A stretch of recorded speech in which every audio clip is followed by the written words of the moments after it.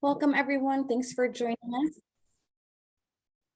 We will go ahead and take a minute to allow other participants to join in now that the webinar has opened up. So thank you for your patience.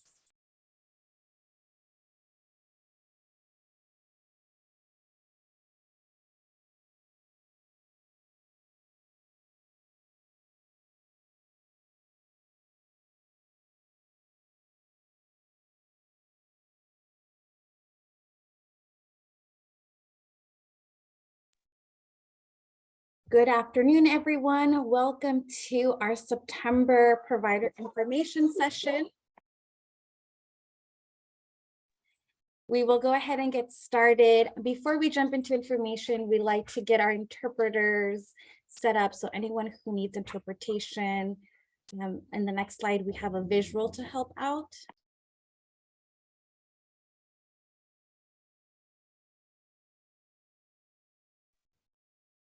Next slide, please. Thank you.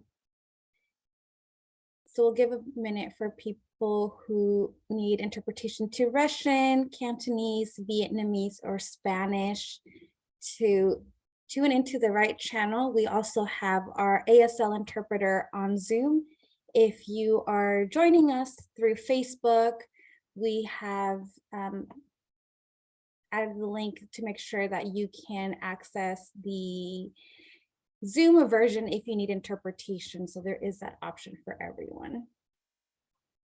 Si usted nos está acompañando y habla español, le recordamos que puede presionar el icono abajo de su pantalla, que es como un globo, un icono de un mundo, para seleccionar el idioma de español, y ahí nos puede acompañar para escuchar la presentación en español esta tarde.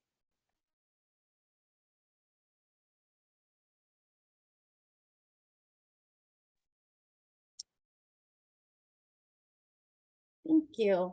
And with that, we'll move over to our agenda to get the evening started. Thanks for joining us this evening after a long day of work. We understand children are back in school, school-age children for sure, and we have the transition into fall right upon us. So in our next slide, we can see the agenda. We'll go ahead and get started with learning a little bit more about the Department of Early Learning and Care. As you know, we'll be in this transition for several more months, and we just want to make sure that we are sharing information as we move along to keep you in the loop, keep you informed, and to continue to answer any questions that might be coming forward for you as providers. We'll also go ahead and share information about the vision that we have and you might have for the DELC website. We want to hear from you, your input and ideas. And we'll end with agency reminders as usual, program and agency updates. And after each topic, we will go ahead and answer questions. This is a reminder that you have the option to ask questions in the question and answer feature. It's a little text message looking bubble at the bottom of your screen. There you can go ahead and ask questions. You can upvote questions that might seem of high interest to you, and we have our amazing question facilitator, Rani Pham, to help us with those. With that, we are ready to transition on to the first topic, which is information about the Department of Early Learning and Care, and we have our director, Alyssa Chatterjee, with us to share more information and keep us up to date. Thank you, Alyssa, for joining us. Thank you, Karina. Good evening, everybody. As Karina said, my name is Alyssa Chatterjee, and I'm the Early Learning System Director with the Early Learning Division, which will soon be the Department of Early Learning and Care. So we just wanted to take a couple minutes to share a little bit more about the new department and what this means for you. So if we can go to the next slide. What is DELC? So the Department of Early Learning and Care, also known as DELC, consolidates all of the programs that currently sit in the Early Learning Division, which is currently a part of the Oregon Department of Education. This includes the Office of Child Care, Licensing and Compliance, all of our programs like Healthy Families Oregon and Oregon Prenatal to Kindergarten. And it's also going to take the child care assistance programs that currently sit in the Oregon Department of Human Services, including the Employment-Related Daycare or ERDC program. So this is creating one agency that families, providers, early childhood educators, and partners are going to be able to work with to access services and supports when it comes to early learning and childcare for the state. So we're really excited to be able to share a little bit more about what this work is looking like. Go to the next slide.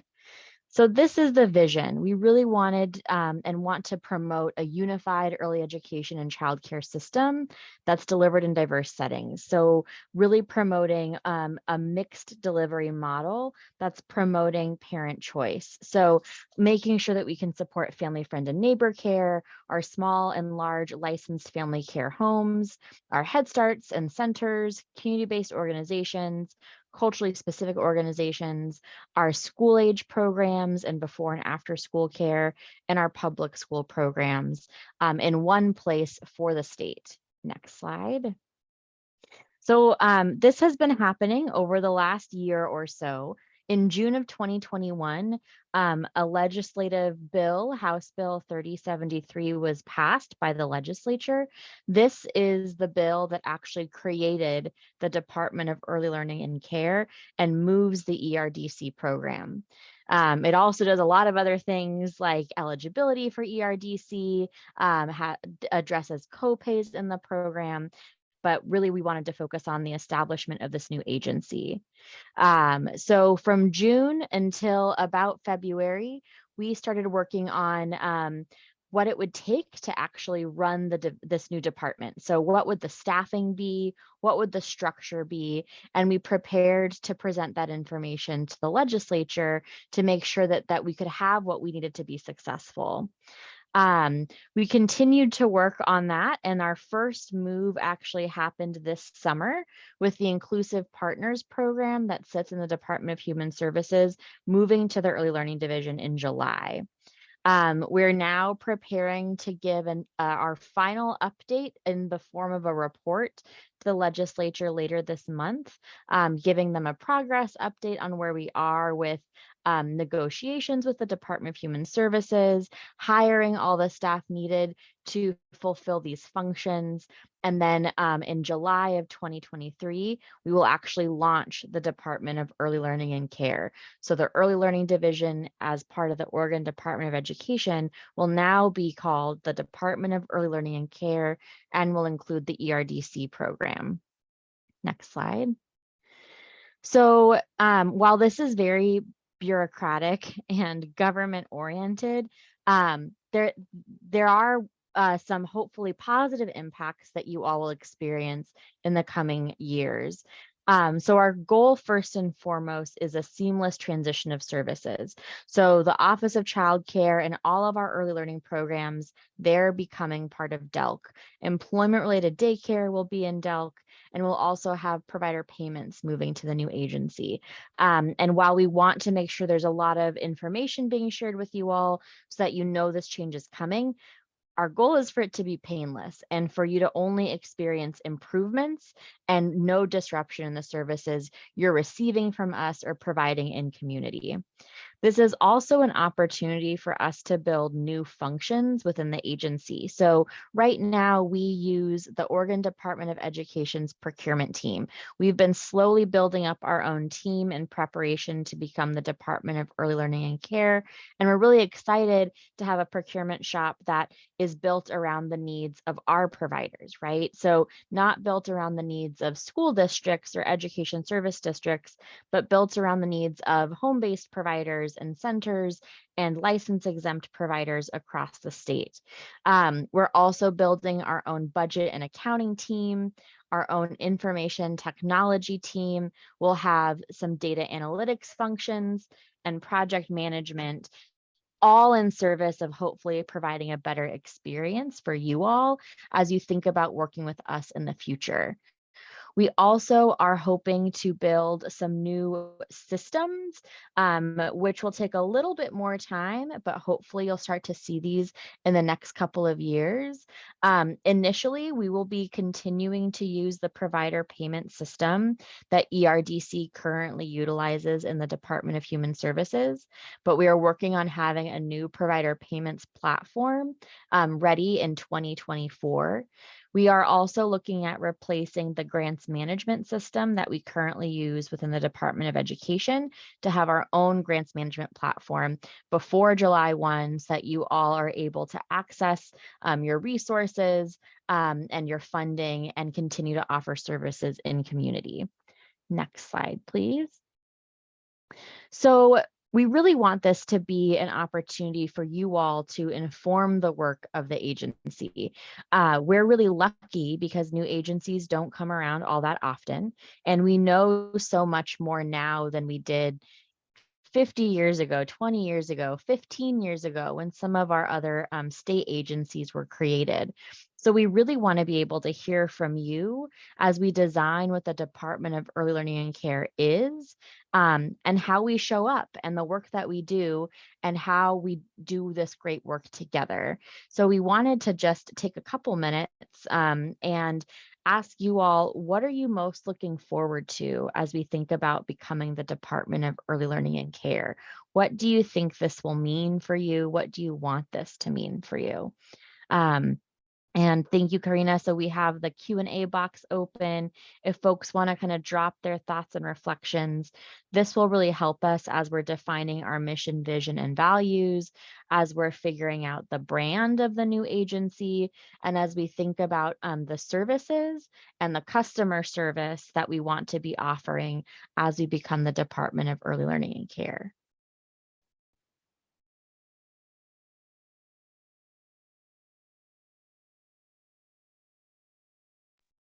Thank you, Alyssa. And we have opened up the chat for folks on Zoom to be able to answer the question.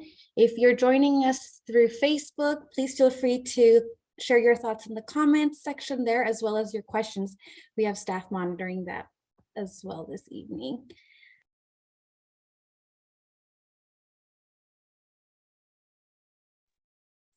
I see someone sharing, looking forward to a better streamlined system.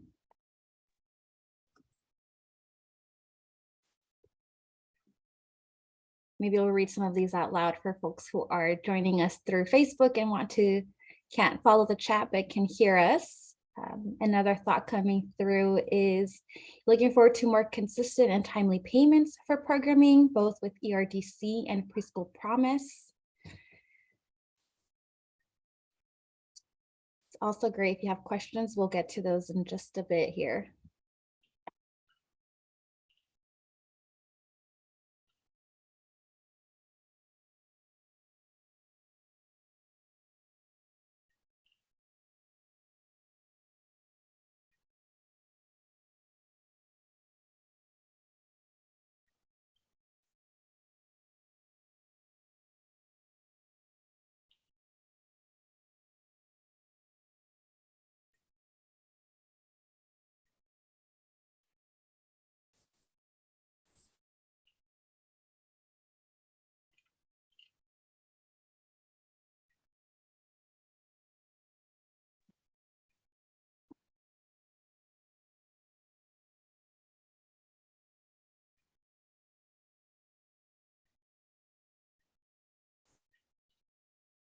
Seeing some great thoughts come through and questions.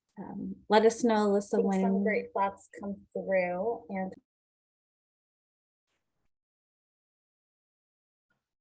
Yeah, no, thank you, Karina. Really appreciate the thoughts. Joan, I saw your comment. Just want to know who to go to when I have questions. It feels very disjointed and I don't know which agency to go to for what.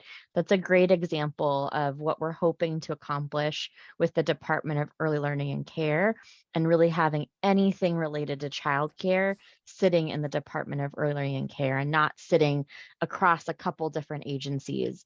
So really appreciate that reflection, and that's something that we're definitely going to be striving for. Karina, if it makes sense, I'm happy to kind of go through questions. Yes, thank you. Sorry, I was having some feedback on my end, but I think I sorted it out. Ronnie, do you mind taking on some questions from the Q&A? And I know that we've had some coming through the chat, but let's do the Q&A box first, and then we can sort some of the ones in the chat. Okay, thank you, Karina. Alyssa, there's a few questions about components asking, will they be part of DELC? So for instance, is the CBR process still going to be part of DELC, or will that be part of DELC? Great question. Yes, the CBR process will be part of DELC. That will continue to come over. Currently, it's within the Office of Child Care, and it will be in the new department as well. Okay, how about the USDA food program? USDA food program will remain separate for now with continued partnership, but we won't be moving that program over to the agency at this time. Okay, how about will DELC still work with Preschool Promise and process the Preschool Promise grant?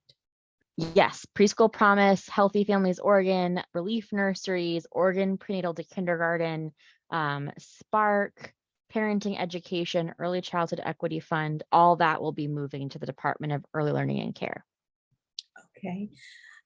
There was someone who commented about similar to BOLI, it'd be wonderful to have a phone hotline at DELC so that a provider could ask questions without risking that they're out of compliance or feeling like they could, just a safe, neutral place. That's such a great suggestion. Thank you. I think it's such a great example too of the relationship we want to develop. We don't want folks to feel like they can't ask for help for fear of punishment, right? So really appreciate that suggestion, and also appreciate the need for us to have that open space to learn. Okay. There was a question, I think it was in the chat, that wanted to know if the jobs program was coming over with DELC. Great question. So TANF, including TANF Jobs and Jobs Plus, will stay with the Department of Human Services. However, we're working with the Department of Human Services right now on how to allow families in the TANF program to have categorical eligibility for employment-related daycare so that they're not jumping from program to program and can have more consistent childcare support. So while the program won't shift, some of the eligibility might be improved over the next year or so. Okay, I'm still also combining a few questions. So the CBR process, would there be changes in the CBR process in DELC? And do you have any information about the delays that's happening right now? Yeah, as of right now, the CBR process won't change. Our CBR process is established in part by statute, so by state law, as well as a fair number of federal requirements that are associated with the federal funding that we received, the Child Care and Development Fund, which is why they are different than K-12. So that will not be a part, that will not be changing as a part of this new agency at this time. In terms of the backlogs, we have been, our background check and intake team has been working overtime, and we are hiring additional staff to assist with the backlog. We are actually above pre-pandemic levels, which is great. And we are working to staff up to be able to meet that need in the next several weeks. Okay. Do you think this will shorten the wait time when they call DPU currently?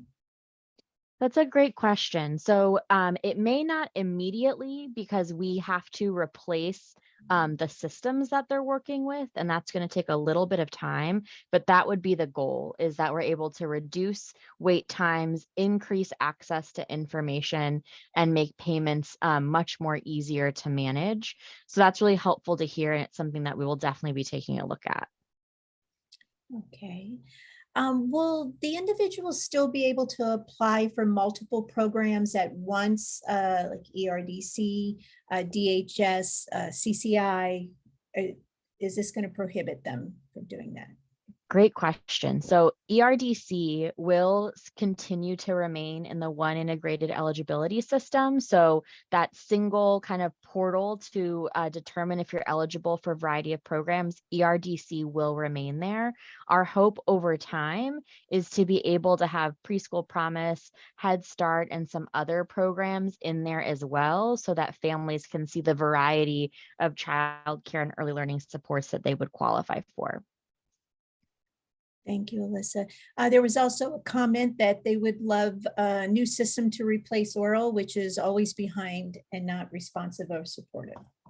Yes, great call out, Lee. And I think we're looking at how much of those components we can fold into our provider payment system. We're thinking about it as a provider management platform. And so we want to see how many great things can we throw, how many eggs can we put in that basket before we likely won't get anybody to contract with us. But that is definitely something that we're looking at. So I appreciate that call out.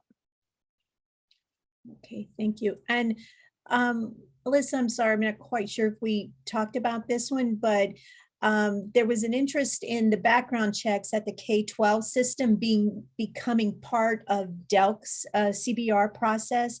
Would that happen in this new structure?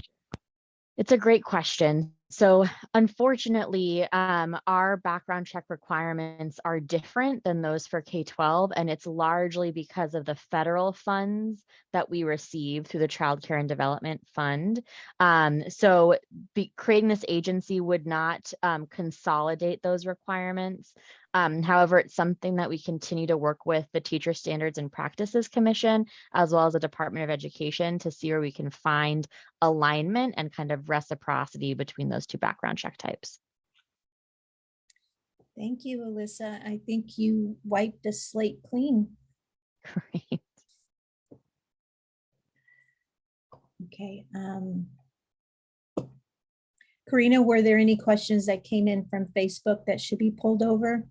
I'm tracking Facebook and don't see anything there. I know we have several people watching there, so just a reminder, if you're on Facebook, please feel free to enter those questions in the chat and we'll get to them as we can this evening. And it looks like we've handled, I think you did a great job, Ronnie, at combining some of the questions that were coming into the chat feature as well. So if there are any more DELC related questions, please feel free to add those into the Q&A feature. And if we have some time at the end of the call, we'll go ahead and loop back to Alyssa and address those. But for now, I believe we are ready to transition over to more DELC related content, but more specifically to, oh, did we have one more slide? Nope, that's okay, Karina. Yep, we can transition. All right, great. Let's go ahead and transition to Marian Suter-Barnes, our Director of Communications and Outreach. Welcome, Marian. I believe this is your first time sharing out with folks in this webinar, so welcome. Thank you. Yeah, as they say on the radio, first time, long time listener, first time caller. Is that how it goes? I've always been listening on the other end to these informational calls, and happy to be here today to actually speak with everyone instead of just lurking. As Karina mentioned, I'm Marian Suter-Barnes. I'm the Director of Communications and Outreach at ELD, soon to be DELC. And I'm involved in actually several of the projects for the transition that Alyssa mentioned. She mentioned MVV, the branding project, and another of the ones that I'm involved in is our website. As I'm sure you can imagine, we need to have a new website for a variety of reasons. Not only are we consolidating all of the wonderful programs that Alyssa just mentioned, but also we're just in a position to need to change our website as it stands now. We're using a format that isn't ideal for what we're using it for. And so we're going to solve all of these problems at one time by creating a whole new website. And the great thing about that is that it will be an opportunity to have some new functionality and some cool tools that we are still discovering And what I'm here tonight to ask is that if you have ideas for additional functionality, cool features that you've seen on other sites that you'd like to suggest, that's what we are gathering here tonight. And also, I just love to hear from you all how you are currently using our site, maybe pain points, things that you really love, and have an opportunity to ask questions about a new website. So I'll just fill you in kind of where we are so far. We're pretty early in the process, but what we've done as a team is take a look at our current website. It's about 140 pages, which sounds like a lot, but is really pretty minimal. That doesn't mean it's super functional at the moment. And that is what we want to improve. So we've worked with all of the areas at ELD to talk about what is currently on the pages that are associated with their area. And we've looked at the things you'll see listed on the right there, what to keep, what is old and can go away, what has broken links that we need to fix. Are there forms and resources that are out of date or just need to be eliminated? Or additional forms and resources that we could be adding. And finally, lonely pages. Those are pages that we can tell from looking on the back end at our analytics are just not used very much. People aren't going to them. Sometimes we have to keep those for legal requirements, but often they're things we can either consolidate or remove entirely. Again, the fewer pages, the faster the website loads. Hopefully, the easier it is to find things, and it's just best to have as few pages as possible. If nothing else, then to make fewer pages to have to move forward to the new site. So this is kind of what I'm interested in hearing from those of you on the call tonight, and I'll ask Ronnie to keep an eye on either the Q&A or the chat. And what I'm interested in knowing is when you do go to our current site, do you tend to go to the same pages over and over again? Do you just have them bookmarked so you never actually go to the home page at all?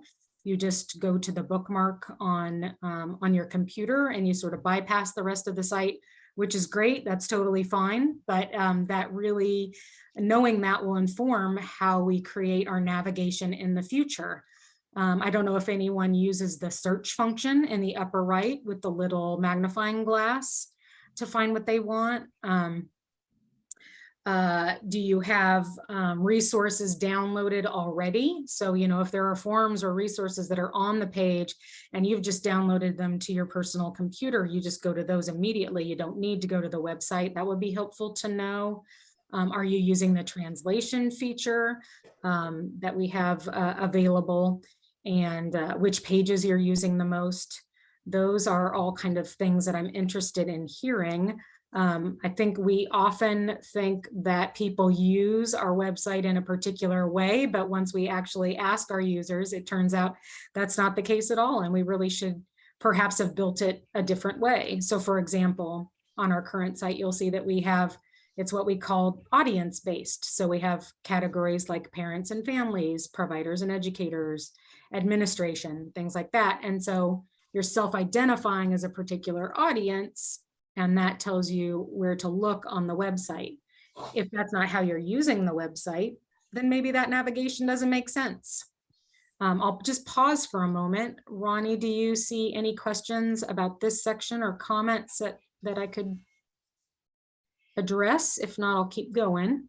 Miriam, we are seeing a lot of comments. Great. Saying, for instance, the search page, the search does not work well, so I just find them and then bookmark them once they have it. Someone else said they're so excited to hear that the website will be improved. They often refer to the site, but sometimes it's hard to navigate and remember where they found something before. Someone else had mentioned that with all the updates in the rules sections and the amendments and the rules and the different languages, that they get lost in that, and it's really hard to navigate through that sometimes. There was a mention about preschool promise info, but it doesn't change as needed. And it doesn't seem to be as updated. let's see. So currently, so if you'd like to go on, I'll be gathering these for your next stop. That sounds great. Thank you. And I really appreciate that comment about the translations. I know because we do almost everything that we put on the website in all 5 of our primary languages, it can get a little bit cumbersome. And I think one of the conversations that we've been having is maybe, is there a color coding system or something that would be helpful in the future, so that if you knew you were looking for Vietnamese, for example, you would look for a particular color and it would be the same each time.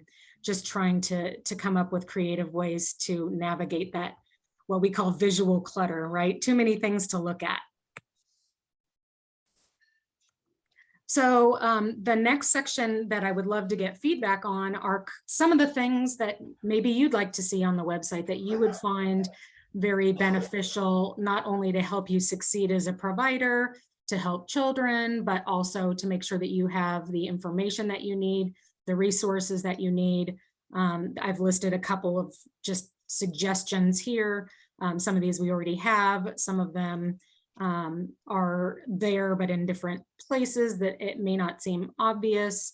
I really like the idea, going back to what came up during Alyssa's section about a question submission portal where you could get sort of an instant answer or close. I don't know that, I'll have to check and see whether something like a live chat would be an option. That would mean someone would need to be on the other end of that, obviously, on our side, but a place where you can get the questions answered that you need answered quickly. And as mentioned, we of course don't want anything to be punitive. So we'd be looking for an opportunity to create that space for you to ask questions. Childcare update dates, of course, are already on there, but even though my department creates them, I admit I have a hard time finding them sometimes. So I would love to hear thoughts about that. And maybe another idea would be something like having a sort of quick links section on the actual home page that was maybe the top 5 things that we knew providers were looking for. And so we put them right there at the very beginning. And again, I'll pause. I'd love to hear suggestions or feedback on any of those ideas. So there were some, someone said that they use the OCC rules and the preschool promise manuals the most, but they often find it's easier just to download them to pull them from the website. Someone says they don't know how feasible this is, but what if there were a spot for directors or admins so they can kind of see if their staff are enrolled in the CBR and the process, so that they can keep checking it that way instead of calling. Someone else said that they like to just look for what's new, what's updated, what they want to go to a page to where they know what's the latest information.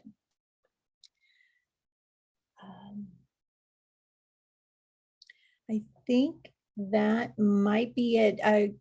Karina, are you getting anything from Facebook that needs to be pulled forward? I'm watching Facebook, but don't see anything there. I wanted to ask quickly, Marion, I know we had some questions. Do we want to launch a poll now, or do we? Yeah, that'd be great. Thank you for the prompt, Karina. I did ask Karina to put together some polls that should be popping up on your screen. It's just 4 quick questions that if you are watching at this point, could quickly go through those. It's just about general use of the website, how you're using it, how often you go. And I will, going back to one of the comments you mentioned, Ronnie, about downloading the manuals and other sort of large publications. Honestly, I think that is probably the best bet. I know at this stage in my life, I often like to blow things up on my screen. And so having the ability to do that from a downloaded document is best. So I'm glad to hear people are using it that way. That said, obviously we want people to be able to see it on the website in an effective way as well. Oh, I'm seeing the answers coming in. Thank you to everyone who's taking these.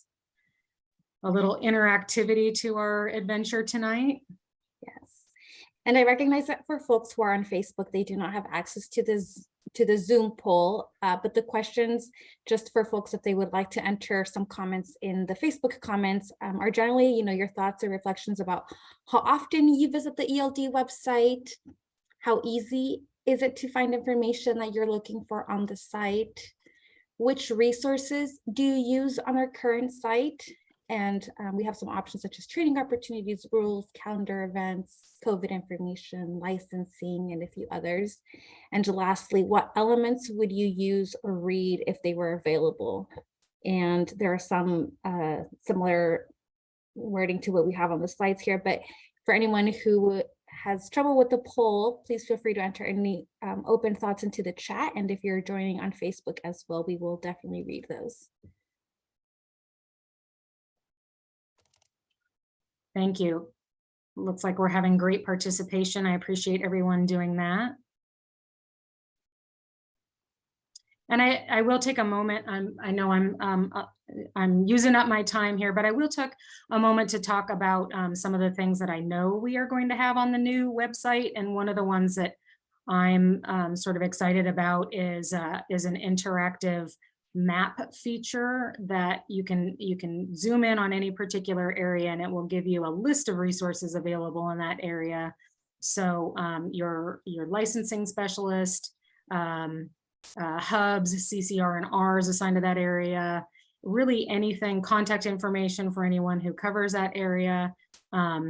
If there are meetings or calendar items in general, or events, once we get back to having events as an option instead of just virtual everything, we will have all of those things in an interactive way based on the area that you click on the map. So that's kind of a bell and whistle that I'm excited about.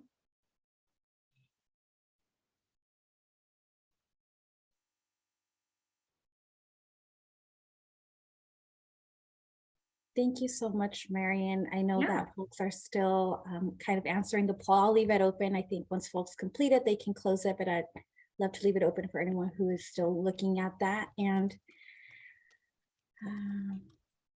great. And we're as you know, we're recording, so I will be keeping an eye out for other Q&A items. So please feel free to finish entering those if you'd like to give me feedback throughout the rest of the meeting.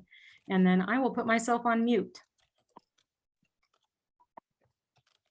thank you, Marian. And we have about 20 or 22 or so minutes left, and we had a short few slides related to updates and COVID, but I know that with the chat open, we've received a few more questions kind of around DELC and some processes. So I'm wondering if maybe this is a good time to loop back to Alyssa. And Ron, if you could help us with those questions. I'm kind of loving this very interactive session that we're having tonight, and hopefully folks are finding it helpful as well.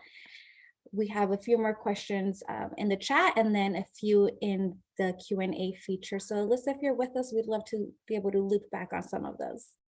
Let's do it. Okay, Alyssa, these are around preschool promise issues. And one is Smartsheet necessary? It would be simpler to have unprotected access to preschool promise guidance. I don't think I know what the mechanism is there, so I'm a little bit in the dark. I'm hoping you're not. That's helpful. I'm happy to check in with our Preschool Promise program team on a different way to provide the Preschool Promise guidance, knowing that it's difficult to access as is. Okay, that's great. There is also some questions around preschool promise and procurement being slow. Are there any solutions for that coming up? Yeah, great question. So Preschool Promise in particular, the last update I have is that the Department of Justice, which is where the state's attorneys reside, are reviewing the grant agreements. And then we'll be able to send them out to you all. I am committing to following up in the morning to get another status update, but we're hopefully very close to being able to put those out for you. We're also in the process of hiring our own procurement team. We've hired our procurement director, and we have one procurement specialist. He's a mid-level procurement specialist, but we don't have any of our other procurement specialist positions filled. So we've been working with a very tiny team, which has also contributed to some of the workload limitations. And I apologize for my dog. Okay, thank you. This one here has come up again, where they're saying from our website that it's really hard to keep track, or within the system itself for DELC, it's really hard to keep track of who does what and how to contact them. So when we get our new website, perhaps having some sort of a document so we can keep track of what ELD does, what CCR&R does, and what they all do, and perhaps contact links. That's great. It's a great suggestion. Thank you for that. I think that is it for now, Karina, unless you're seeing something coming in from Facebook. There were a couple comments, and I just kind of like to share for folks who are on Zoom and can't see those. It looks like folks have some interest in job links to CBR office on the page so that they can get full, just resources to jobs, it looks like is one option. And nothing else, no questions there. So Ronnie and Karina, if it's all right, I know there'd been some back and forth chatter, but for folks on Facebook who didn't catch it in the chat, Corey had asked a question about the wait time for CBRs in particular, and just acknowledging the impact. So I just wanted to share with everyone that we're authorizing all requested overtime and bringing on additional staff in the next few weeks. We received over 2,000 applications just in the last 2 weeks for enrollment in the CBR. And Trish had followed up with a question about how far in advance folks should apply. Right now, it's taking 2 to 3 weeks for folks' applications to be processed to be conditionally enrolled, and 4 to 5 weeks for full enrollment. So I just wanted to share those kind of timelines with you all. We're exploring whether bringing on additional, even more staffing than we already plan to hire will be helpful, so that we can get through this backlog before it gets worse. Thank you for addressing that. I know it's in the chat, but helpful to have cleared up. All right, well, that looks like the questions related to DELC that we have. So we just had a few reminder and resource slides that we did want to share. Thanks, Marian, for sharing the resources for childcare providers. These are resources for OHA and COVID support team and a few others. The links will be on the PowerPoint slides, which you can access on our website as well and download those from there. Just wanted to make sure that you had a glimpse of these. There's also resources for monkeypox and some COVID community level resource. And in the following slide, we actually have a regional map of the COVID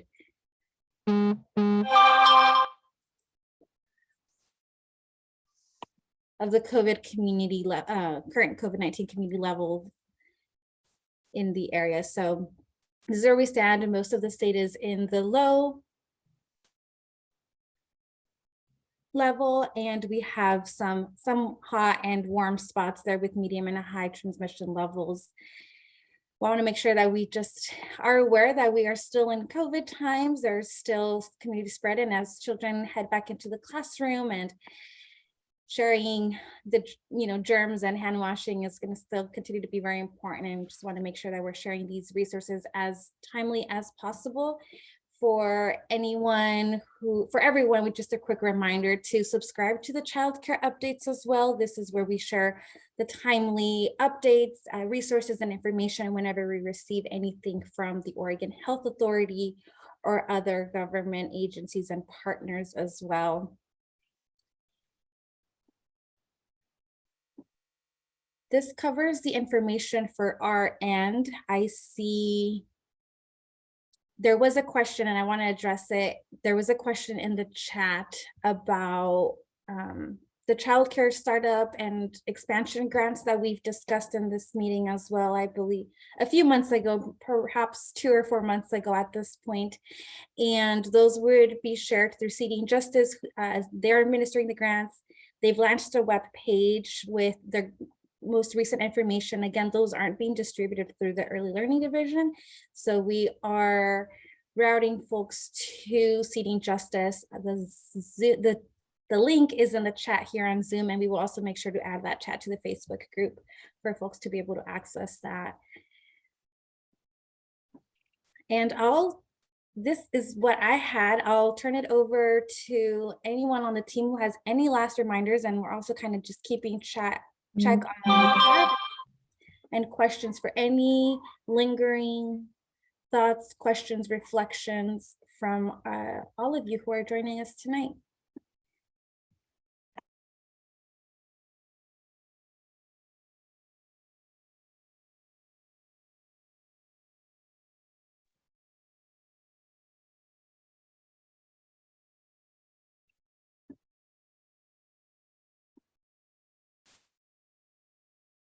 All right, well, we're not seeing anything else come through. Again, please feel free to reach out if there are any questions. Contact information can be found for the different programs on our website page. And hopefully those can also be streamlined and cleaned up as we transition onto our new and forthcoming webpage. Thanks, Marian, for sharing that information and those ideas.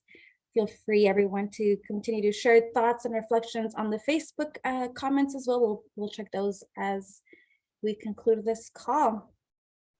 Thank you, everyone, for joining us. Our next session will be in November. We have transitioned to having these provider information webinars every 2 months. So the next one will be in November. We look forward to having you then. And we'll be sharing any resources as we possibly can, again, through our child care updates, which we have a little visual in our last slide here for anyone who hasn't registered. There is one more reminder. Thank you. Almost forgot. So 2 months ago, we actually had Katrina Miller, who came to share about the suspension and expulsion prevention program. She gave us a little overview of that program, what to expect, and about the supports that will be available for providers, what the program entails. Just wanted to flag for everyone that the public comment on the program rules is currently open, and it'll be open until the 23rd of September. So you can access that Smartsheet link to provide feedback and comment on the program rules. Until then, the link is here on the slides, but we've added a screenshot of where you can find it on our website. Hopefully this is helpful for folks to navigate. So once you go to the website, you go to programs, and then under programs, there is the suspension and expulsion prevention program, and the link will be there at the top. Just really want to encourage folks to provide some comment and feedback. Again, we have until the 23rd of September to do that. And since we had Katrina here last month, it felt like very timely to give everybody that opportunity. All right, and now that concludes our session. Thank you so much, everyone, for joining us. We really, really appreciate your time, especially after a long week and a long day of caring for children and establishing and nurturing relationships with people. So we'll see you in November.